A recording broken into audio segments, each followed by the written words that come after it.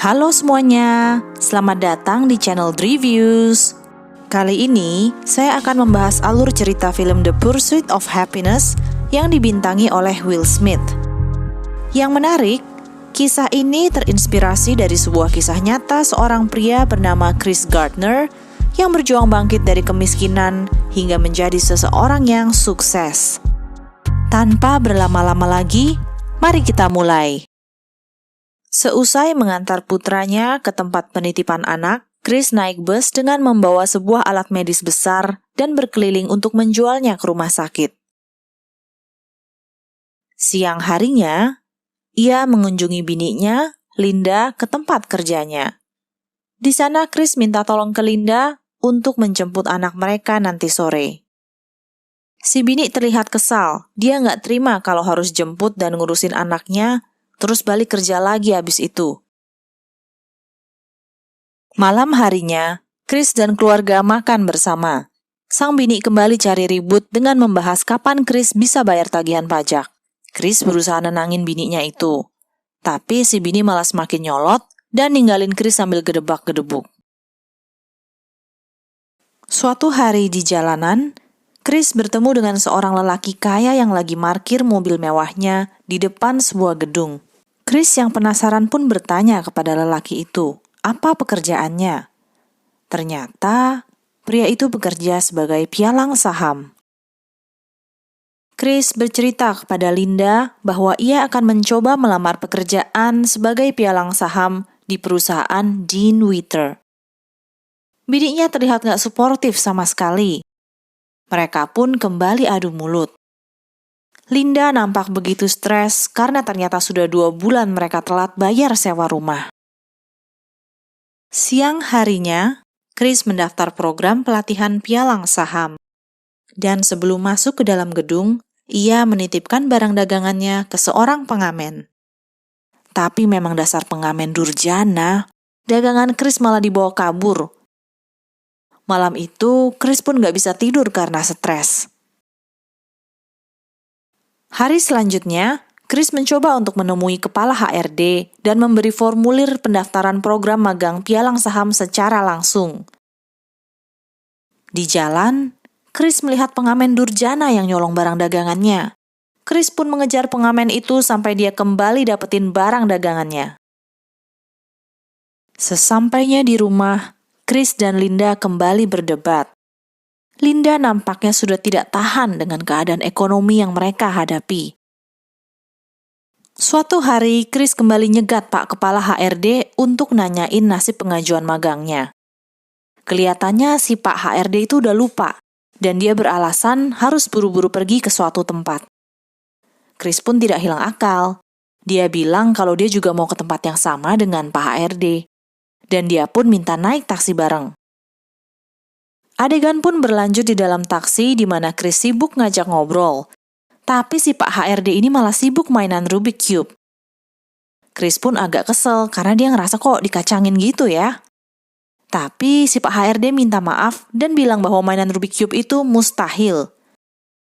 Karena di rumah Chris udah biasa mainan Rubik Cube punya putranya, dia pun mengambil alih dan berhasil menyelesaikan mainannya dengan sempurna.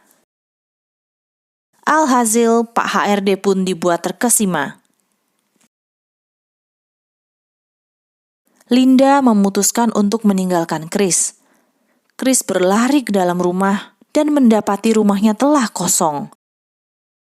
Namun, di tengah kesedihannya, tiba-tiba Pak HRD menelpon dan menjadwalkan sebuah sesi wawancara untuk Chris. Keesokan harinya, Chris membawa putranya dari TPA dan pulang ke rumah. Namun, juragan memintanya agar besok segera angkat kaki, karena Chris udah nunggak bayar sewa terlalu lama. Untungnya, Chris berhasil nego, dan dikasih waktu 1 minggu lagi untuk lunasin tunggakan. Tapi masalah pun datang lagi. Chris yang lagi ngecat rumah tiba-tiba dijemput pihak berwajib untuk melunasi denda tilangnya. Ia nggak diperbolehin pulang hingga jam 9.30 pagi besoknya. Gawatnya, jam 10 kan dia ada wawancara dengan perusahaan Dean Witter. Urusan selesai dengan pihak berwajib, dengan pakaian kotornya, Chris ngibrit ke perusahaan buat interview. Meski bos-bos kaget dengan cara berpakaian Chris, dia berhasil meyakinkan mereka dan ia pun berhasil masuk ke program pelatihan magang selama 6 bulan. Meski senang, Chris agak kecewa karena ternyata selama program magang itu dia nggak akan digaji sepeser pun. Hari-hari yang pahit dilewati Chris. Bininya memutuskan untuk pergi kerja keluar kota.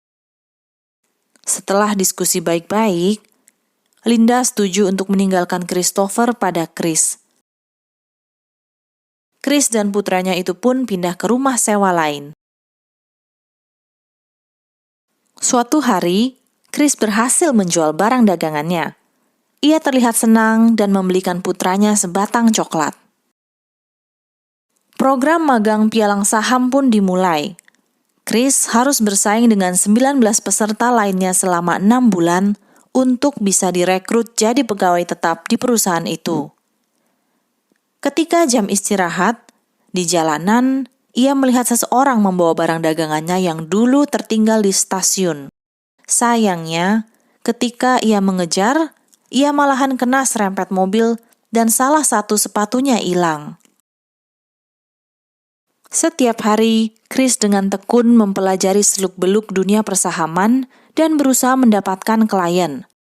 Chris ini kasihan banget karena dia juga sering disuruh-suruh manajer kantornya untuk hal-hal yang gak berhubungan dengan pekerjaan. Meski merasa diremehkan dan enggak dihargai, Chris tetap menjalani hari-harinya dengan sabar. 2 bulan pun berlalu. Chris masih belum juga dapat klien. Sekalinya dapat yang bersedia di prospek, Chris malah terlambat datang ke kantor si klien karena disuruh manajer kantor tengil cuman buat mindahin mobilnya. Meski sedih, bukan Chris Gardner namanya kalau menyerah. Sambil membawa putranya, Chris nyambangin rumah calon klien, Pak Riben, buat minta maaf karena kemarin telat datang.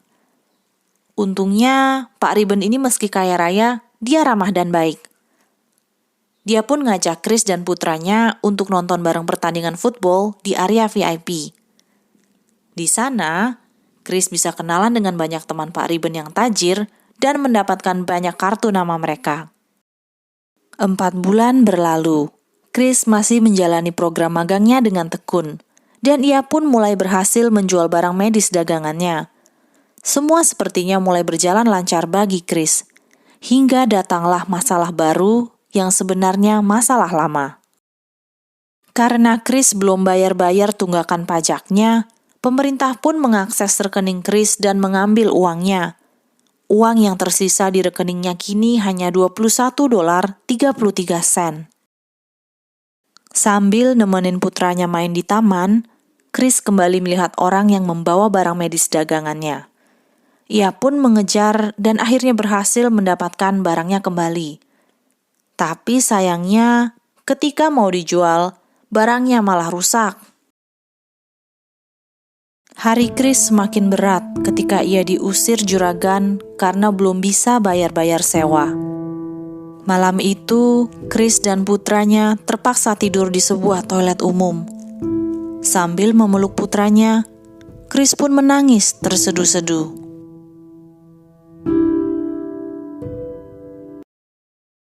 Keesokan harinya, Chris berjuang untuk mendapatkan tempat di penampungan tunawisma.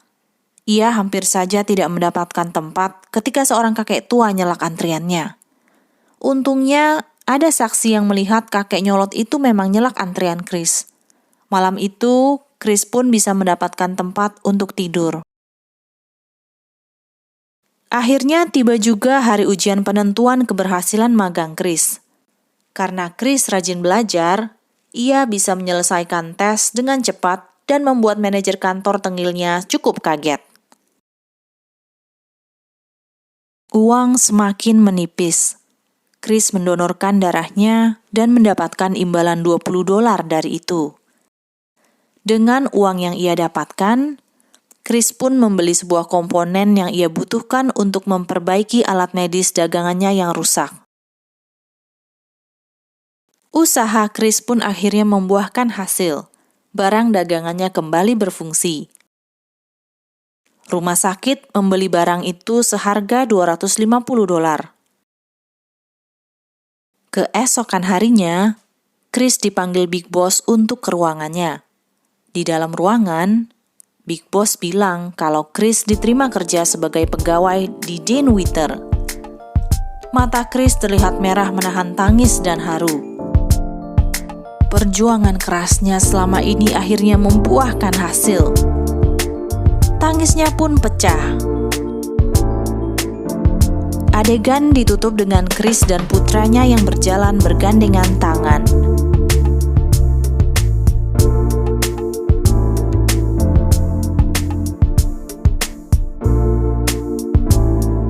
Sekian pembahasan alur cerita film ini.